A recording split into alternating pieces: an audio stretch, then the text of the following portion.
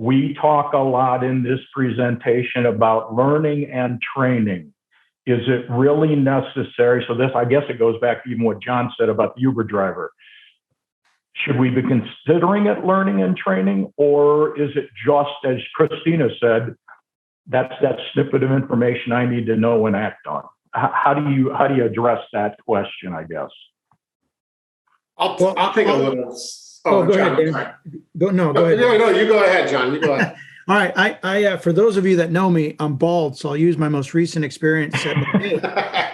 When they had only hair products, and I was bald, obviously still am. But in any case, that question about is it training? It's a powerful question, and I struggle with this quite honestly because I thought if you have hair, you can sell hair products until I sat in a room full of ladies, about 120 of them, and some of them looked panicked that they didn't know how to treat dry hair, curly hair, all of these different types of hair types in different environments. And so it dawned on me at that moment that technology could certainly solve that problem. And we've tried with a hair quiz. That's probably somebody asking me a hair question right now on the phone.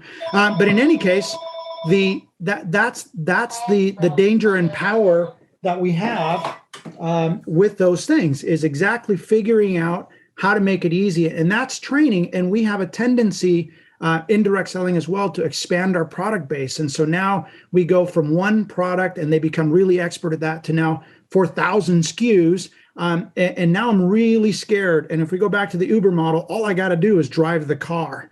But in direct selling, we're expecting a lot more. So I do believe there's some training, maybe there's some simplification of our product portfolio. I know all of IT people on this call are probably jumping up and down going, yeah, listen to that guy, because we could use less SKUs probably. But in any case, that training for that particular thing becomes critical. And then, of course, you have technology. And I can tell you as a business-centric technologist, we absolutely must reduce the amount of technology we're giving our sellers because we're giving them way too many things to do. And that's impossible. And we're training them on too many applications. And now they're spending way too much time figuring out the tech and not selling the product we want them to sell. So this one's, as you could probably tell, very, very close to my heart. I do believe we have a huge advantage in direct selling. One of the keys to selling successfully is trust and confidence. And we know that in-person close rates are 30 to 40% when you're actually in front of somebody. Online closing rates are 3 to 5%, even to this day. Abandon rates, even to this day, are over 80%, mobile and desktop across the globe. So the more we personalize the online experience, the more we can take direct selling and the power of direct selling, both online and allow them to speak to people, the better we're going to do as companies.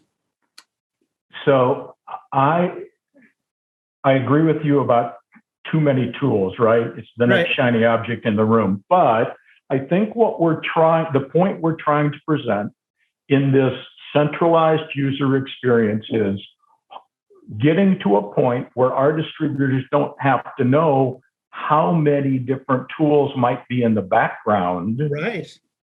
Because what we're trying to do, as Christina said, is proactively tap her on the shoulder as she is sitting on the couch, and this is what you need to do, or this is who you need to recognize, and that type of thing. Yeah, no, absolutely, Rich. And I'm glad you brought that up because that's one of the reasons when we first spoke that excited me about the centralized user experience was, hey, now I've got a solution. If I've got 40 applications, I can bring them together if I do need them all under one roof and have it render that task. So you're absolutely correct. So in other words, there's a savior to that problem that we know exists.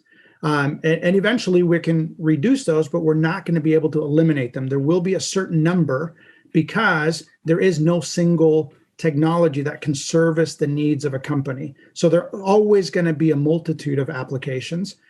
So there is a reduction, but ultimately, like you said, we are going to need somebody to collate all that information and then just give it to us, the distributors, in a way that we can use and benefit from it.